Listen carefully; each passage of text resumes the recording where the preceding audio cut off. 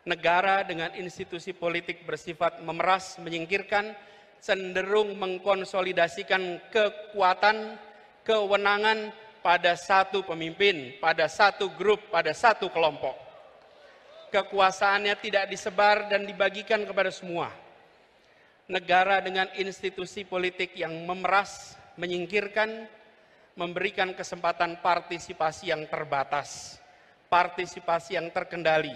Bahkan mereka-mereka yang berbeda pikiran politiknya sering dipinggirkan dari arena. Dan sebaliknya, negara dengan institusi politik yang bersifat melayani semua, yang menjunjung tinggi pilar demokrasi, yang memberikan kewenangan kepada cabang-cabang pemerintahan agar saling mengawasi, saling menyeimbangkan. Negara yang seperti ini akan kita saksikan tanpa konflik kepentingan. Misalnya, yang seperti ini tidak ada market player yang sekaligus regulator. Kalau pedagang, pedagang saja. Jangan pedagang sekaligus pejabat, sekaligus pembuat aturan. Apalagi membuat aturan yang terkait perdagangan yang dibuatnya.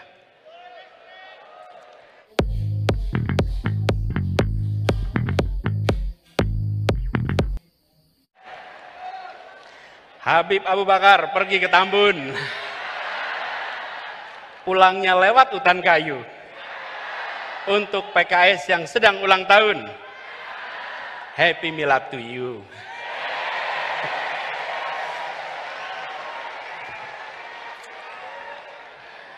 Yang saya hormati, yang kita hormati, yang kita muliakan orang tua kita, Wakil Presiden Republik Indonesia ke-10 dan ke-12, Bapak Muhammad Yusuf Kalla. Tadi pidato Pak JK di PKS, sepertinya Pak JK sedang pidato di rumah sendiri, Pak JK. Tidak pidato sebagai tamu, tapi pidato sebagai orang tua yang berada di rumahnya sendiri. Habib Salim mengantarkan menjadi sebuah rangkaian yang tepat, urutan yang tepat. Insya Allah beliau selalu sehat, dipanjangkan umurnya, dan terus menjadi penjuru bagi kita semua. Yang saya hormati, saya muliakan, yang kita semua sayangi, Ketua Majelis Syuro Partai Keadilan Sejahtera, Habib Dr. Salim Segaf Al-Jufri, para Wakil Ketua Majelis Syuro, Bapak Dr. Hidayat Nur Wahid, Bapak Dr. Muhammad Sohibul Iman, Bapak Dr. Ahmad Heriawan, Bapak Dr. Andes Suharna Surapranata, yang saya hormati Sekretaris Majelis Syuro, Ustadz Muhammad Sauki, yang saya hormati Ketua Majelis Pertimbangan Pusat, Bapak Dr. Suswono, Ketua Dewan Syariah Pusat, Kiai Haji Muslih Abdul Karim, yang saya hormati Presiden PKS, Bapak Haji Ahmad Saihu, yang saya hormati Sekjen PKS, Habib Abu Bakar Al-Habsyi, yang saya hormati Bendahara Umum PKS, Bapak Haji Mahfud Abdurrahman, yang saya hormati Ketua Mahkamah Partai, Kiai Haji Surahman Hidayat, Ketua Fraksi PKS, Bapak Dr. Jazuli Juwaini, dan seluruh anggota DPR RI dari PKS. Yang saya hormati Ketua Fraksi PKS, Bapak Insinyur Tifatul Sembiring, beserta para anggota MPR PKS dan Ketua Dewan Penasehat, Ketua Dewan Pakar, Profesor Dr. Iwan Prayitno bersama anggota. Yang saya hormati, yang saya banggakan, Ketua Umum Partai Demokrat, Bapak Mas Agus Harimurti Yudhoyono, Pak Sekjen beserta keluarga besar Partai Demokrat yang hadir di sini, boleh beri tepuk tangan kepada mereka. Yang saya hormati perwakilan pimpinan Partai Nasdem, Bapak Ahmad Ali yang tadi bersama kita. Yang saya hormati juga Ketua DPR RI yang dalam hal ini diwakili oleh Dr. Ahmad Basarah. Para kepala daerah dan wakil kepala daerah PKS dari seluruh Indonesia yang hadir bersama kita, para ketua bidang dan badan DPP PKS, para wakil sekjen, wakil bendum, dan seluruh staf, kantor kepala staf, presiden, para ketua MPW, ketua DSW, ketua DPW, para pengurus, struktur anggota dan simpatisan PKS, dan seluruh keluarga besar PKS, para ketua dan anggota unit pembinaan, para tamu undangan, hadirin saudara-saudara sekalian sebangsa setanah air. Assalamualaikum warahmatullahi wabarakatuh.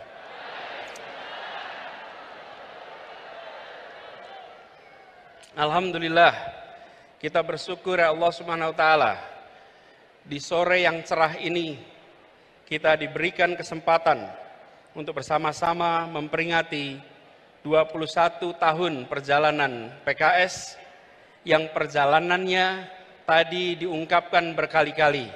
PKS telah menjadi salah satu partai yang bisa dijadikan teladan dalam berdemokrasi. PKS konsisten bahwa berdemokrasi memiliki dua peran. Ada masa berperan di dalam pemerintahan dan ada masa berperan di luar pemerintahan. PKS menjalankan itu dengan konsisten.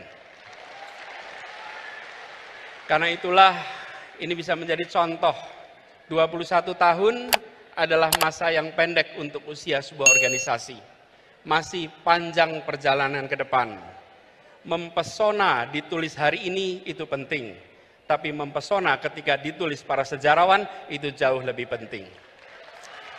Dan PKS memberikan dokumen kepada para sejarawan nanti sebagai partai yang konsisten memainkan perannya ketika berada di dalam pemerintahan, kontributif, ketika di luar pemerintahan, konstruktif.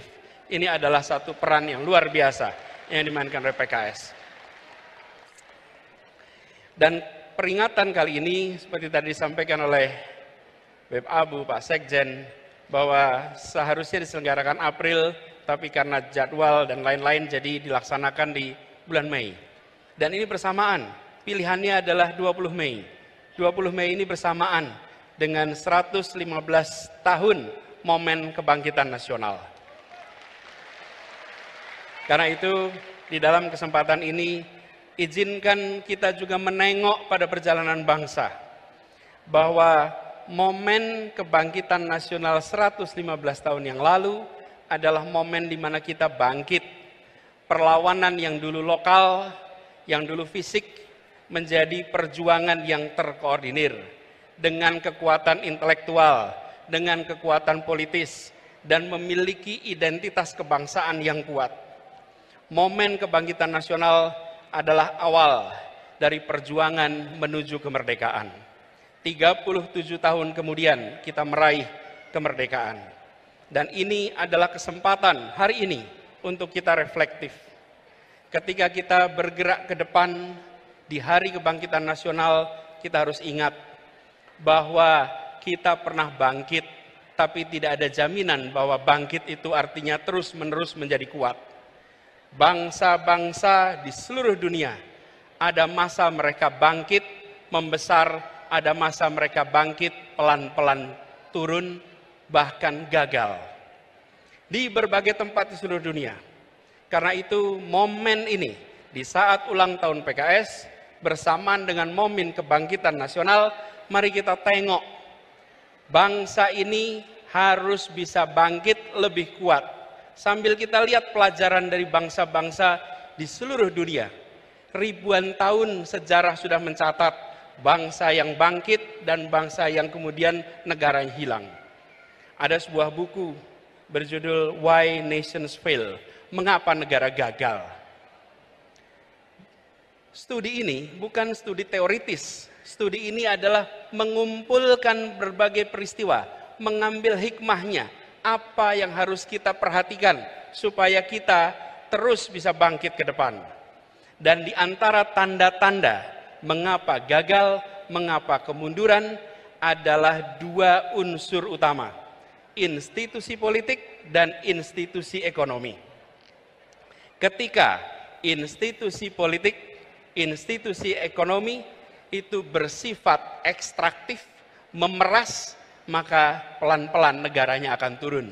Tapi kalau institusi ekonomi, institusi politik sifatnya inklusif, memberikan kesempatan setara kepada semua, pelan-pelan negara akan bangkit menjadi kuat, menjadi makin berkembang.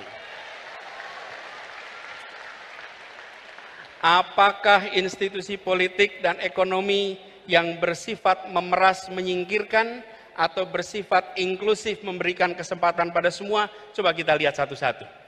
Kita lihat institusi politik.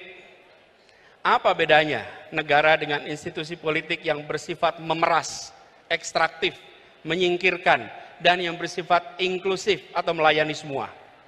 Negara dengan institusi politik bersifat memeras, menyingkirkan, cenderung mengkonsolidasikan kekuatan, kewenangan pada satu pemimpin, pada satu grup, pada satu kelompok. Kekuasaannya tidak disebar dan dibagikan kepada semua. Negara dengan institusi politik yang memeras, menyingkirkan, memberikan kesempatan partisipasi yang terbatas, partisipasi yang terkendali. Bahkan mereka-mereka yang berbeda pikiran politiknya sering dipinggirkan dari arena. Negara dengan institusi politik yang memeras menyingkirkan ini sering tidak mengindahkan etika, sering tidak mengindahkan aturan hukum. Bahkan peraturan bisa ditekak-tekuk, bisa diterapkan setelah tebang pilih, dan seringkali dibuat hanya untuk menguntungkan mereka yang sedang berada di dalam lingkar kekuasaan. Mudah-mudahan tanda-tanda seperti ini tidak ada di negeri kita. Ada apa tidak? Ada yang merasakan? Jangan sampai ada. Karena itu tanda-tanda bukan menuju kesuksesan. Dan sebaliknya, negara dengan institusi politik yang bersifat melayani semua, yang menjunjung tinggi pilar demokrasi, yang memberikan kewenangan kepada cabang-cabang pemerintahan agar saling mengawasi, saling menyeimbangkan. Negara yang seperti ini akan kita saksikan tanpa konflik kepentingan. Misalnya, yang seperti ini tidak ada market player yang sekaligus regulator. Kalau pedagang, pedagang saja. Jangan pedagang sekaligus pejabat, sekaligus pembuat aturan. Apalagi membuat aturan yang terkait perdagangan yang dibuatnya. Dan juga tidak kemudian serba rangkap jabatan, apalagi rangkap jabatan yang bertumpuk-tumpuk. Juga memastikan meritokrasi berjalan dalam pemerintahan, bukan memberikan keistimewaan pada keluarga. Negara dengan institusi politik yang melayani ini cenderung menjunjung tinggi tegaknya rule of law. Sehingga yang dilakukan adalah memperkuat cabang-cabang hukum agar independen, agar terbebas dari intervensi politik, agar transparan dalam setiap pengambilan keputusan.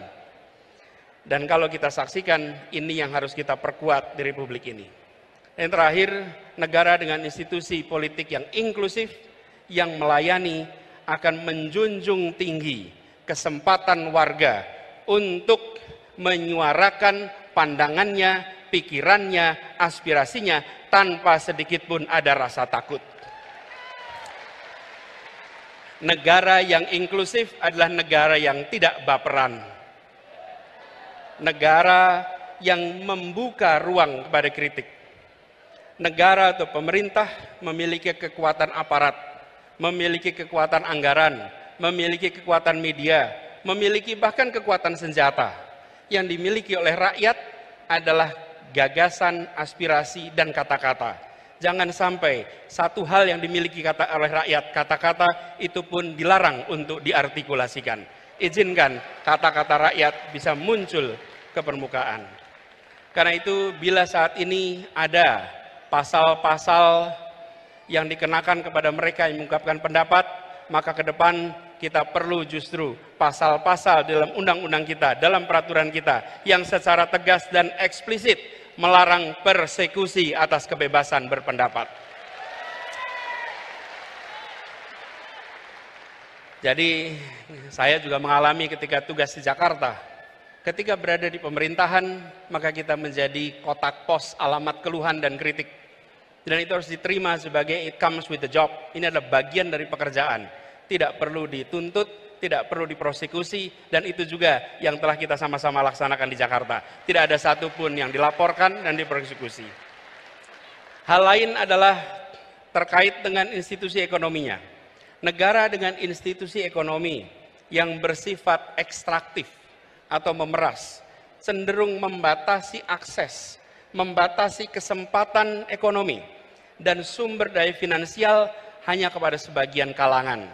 Mereka yang berada dalam lingkar kekuasaan saja, mereka yang dekat lingkar kekuasaan saja. Sementara mereka yang jauh, mereka yang tidak bersama, tidak mendapatkannya. Ini harus kita hindari. Harus dihadirkan transparansi dan pengawasan atas penyalahgunaan kekuasaan seperti ini. Dan tentu saja negara dengan institusi ekonomi yang bersifat melayani semua, sifatnya inklusif, adalah yang memberikan kesempatan terbuka, kesempatan yang lebar kepada semuanya. Dan langkah-langkah yang kita lakukan untuk menghadirkan ini adalah memastikan bahwa yang kecil bisa menjadi besar tanpa mengecilkan yang besar. Semangatnya adalah seperti tadi disampaikan, bahwa membesarkan yang kecil tanpa mengecilkan yang besar. Jadi bukan hanya bersifat ekstraktif, memberikan kesempatan pada yang besar untuk makin besar, tapi harus memastikan bahwa semua dapat kesempatan yang sama. Dan negara dengan institusi ekonomi yang bersifat ekstraktif ini cenderung abai pada pengembangan pelayanan publik dan pembangunan infrastruktur. Sebaliknya, yang inklusif cenderung untuk melayani semua. Kalau kita bicara infrastruktur, tadi sudah disampaikan juga, alhamdulillah kita lihat banyak pembangunan infrastruktur besar di zaman pemerintahan sekarang ini. Kita ambil contoh pembangunan jalan, tadi juga disampaikan pembangunan jalan. Media, ada tim jurnalis dari media Kata Data, ini mengumpulkan datanya. Izinkan saya kutip di sini. Pemerintahan kali ini berhasil membangun jalan tol terpanjang dibandingkan periode-periode sebelumnya. 63% dari seluruh jalan tol berbayar yang ada di Indonesia itu dibangun di era pemerintahan sekarang. Sepanjang 1.569 km dari total 2.499 km. Itu adalah jalan berbayar. Sedangkan jalan yang tak berbayar, yang digunakan oleh semua secara gratis, yang menghubungkan mobilitas penduduk dari sudut-sudut desa ke perkotaan, yang membawa produk-produk pertanian, produk perkebunan, produk perikanan dari sentra-sentra tempat mereka dihasilkan ke wilayah-wilayah pasar, baik jalan nasional, jalan provinsi ataupun jalan kabupaten, terbangun 19.000 km di pemerintahan ini. Kalau coba saya bandingkan dengan pemerintahan 10 tahun yang lalu. Di zaman Presiden Pak SBY, jalan tak berbayar yang dibangun adalah sepanjang 144.000 atau 7,5 kali lipat. Bila dibandingkan dengan jalan nasional, di pemerintahan ini membangun jalan nasional sepanjang 590 km. Di era 10 tahun sebelumnya 11.800 km. 20 kali lipat. Kita belum bicara mutu, kita belum bicara standar dan lain-lain. Kita bicara panjangnya. Kedua infrastruktur ini jelas diperlukan sama-sama. Tapi yang perlu kita perhatikan di sini adalah bahwa keberpihakan ketika bicara institusi ekonomi memberikan kesetaraan kesempatan kepada semuanya. Kita perlu memikirkan ke depan institusi yang inklusif, infrastruktur yang menunjang keseharian. Air saja misalnya, hari ini kita punya air di sini. Susenas 2019 menunjukkan 38% penduduk Indonesia menggunakan air dalam kemasan sebagai sumber air minum. Kalau itu pilihan tidak apa-apa, tapi kalau itu keterpaksaan, maka negara harus hadir menyediakan infrastruktur mikro kecil yang dirasakan oleh seluruh rumah tangga di Indonesia. Kalau kita lihat datanya, sumur ada 21%, pompa air 16%, pipa hanya 10%. Ke depan kita perlu membangun institusi ekonomi inklusif yang memang belum tentu megah untuk difoto. Belum tentu menarik seperti jalan berbayar atau airport bandara yang megah. Tapi air yang mengalir di tiap rumah tangga, infrastruktur mikro di tiap rumah tangga, itu akan memberikan rasa kebahagiaan bagi seluruh rakyat Indonesia. Infrastruktur yang bukan hanya untuk sebagian, tapi infrastruktur untuk semuanya. Kita ambil contoh yang dikerjakan sama-sama di Jakarta. Kepulauan Seribu selama berpuluh tahun adalah kepulauan yang tidak menjadi perhatian utama. Bersama-sama dengan PKS, bersama dengan Demokrat, ketika mengurus Jakarta, kita pastikan bahwa wilayah itu bukan wilayah yang tertinggal, tapi wilayah yang mendapatkan kesetaraan kesempatan dari kita. Bahkan ketika mereka sudah terbangun infrastruktur air, listrik, transportasi, kalau datang ketemu mereka bilangnya gini, Pak Gub, kami butuhnya ATM sekarang Pak. Dulu butuhnya transportasi, sekarang butuhnya ATM, butuhnya cooling station. Itu menggambarkan mereka sudah meningkat kebutuhannya. Karena itu yang tadi disampaikan juga, perjalanan 5 tahun di Jakarta kemarin adalah perjalanan kita membawa janji untuk rakyat Jakarta. Dan janji itu kita lunasi sama-sama untuk rakyat Jakarta. Kini saatnya untuk kita menyongsong amanah yang lebih besar bagi seluruh rakyat Indonesia. Dan kita harus bangkit dengan kekuatan sendiri. Tadi disampaikan pentingnya untuk kita menggunakan kekuatan bangsa Indonesia. Pak Ketua Majelis Syuro yang saya hormati, di ujung utara Jakarta ada sebuah stadion yang terbangun. Namanya Jakarta International Stadium. Stadion itu memecahkan rekor dunia karena infrastruktur yang dibangun adalah salah satu infrastruktur paling rumit yang pernah dikerjakan. Di mana harus mengangkat sebuah atap yang beratnya 36.000 ton. Sama seperti ngangkat 24.000 mobil bersamaan. Dikerjakan dengan kompleksitas yang sangat tinggi. Bahkan program National Geographic Megastructure menempatkan ini sebagai salah satu proyek yang patut untuk jadi pelajaran bagi seluruh dunia. Dan siapa yang membangun? Semua anak-anak yang dilahirkan oleh ibu Indonesia, yang dididik di tanah Indonesia, yang bersekolah di Indonesia. Tidak menggunakan tenaga dari luar, tenaga kita. Mereka sama hebatnya, dunia mempesona dengan hasil kerja anak-anak Indonesia.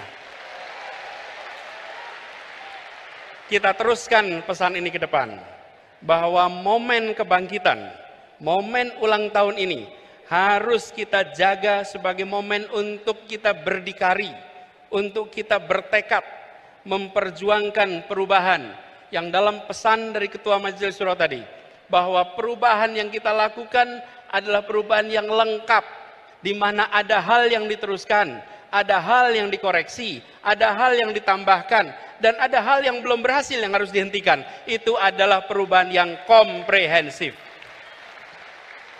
Karena itu kita menawarkan kepada seluruh rakyat Indonesia, PKS menawarkan, dari Nasdem menawarkan, Demokrat menawarkan, dan kami juga menawarkan bahwa gagasan diusung, gagasan ditunjukkan. Karenanya kita mengharapkan kontestasi ke depan kita jadikan ajang adu tawaran gagasan yang terbaik untuk bangsa.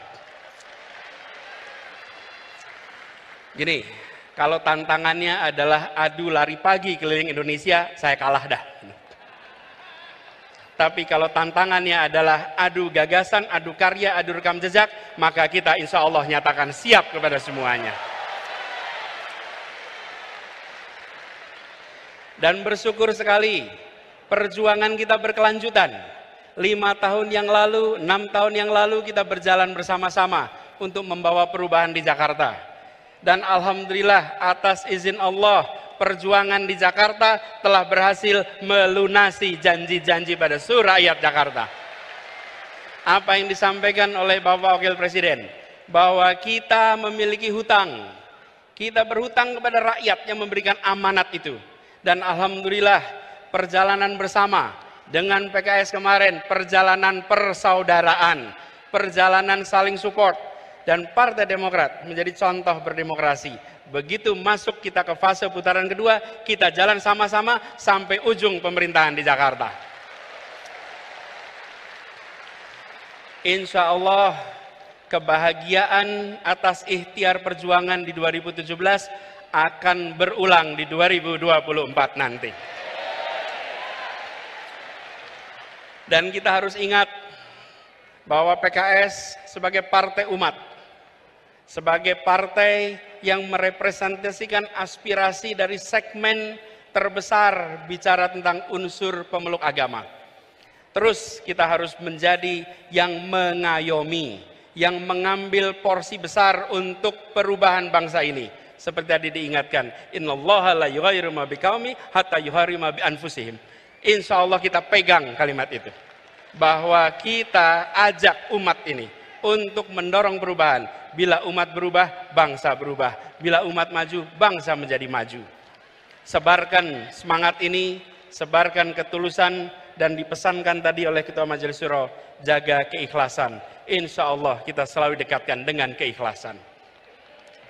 Bapak Ibu sekalian yang saya hormati, izinkan saya mengakhiri apa yang menjadi kewajiban bagi kami untuk menyampaikan pesan kebangkitan, pesan ulang tahun PKS dengan mengirimkan harapan kepada semua. Mari kita jaga perjalanan ke depan dengan menjaga persatuan, menjaga suasana kebersamaan. Persatuan Indonesia, tadi digarisbawahi, tidak mungkin bisa terjadi dalam ketimpangan. Persatuan Indonesia hanya bisa dijaga dalam suasana keadilan dan kesetaraan. Dengan keadilan kita punya persatuan, dengan kesetaraan kita punya persatuan. Mari kita pulang dari peringatan 21 tahun PKS, 115 tahun kebangkitan nasional dengan membawa pesan, kami hadir untuk menghadirkan keadilan sosial bagi seluruh rakyat Indonesia. Kami hadir untuk memastikan ada kesejahteraan bagi semua. Kami hadir untuk memastikan muncul persatuan bagi semuanya. Izinkan kami menutup dengan sebuah pantun. Pantun ya. Bangkit serempak satu tujuan. Mantapkan cita perjuangan bersama. Mari bersatu ciptakan perubahan. Wujudkan keadilan Indonesia sejahtera.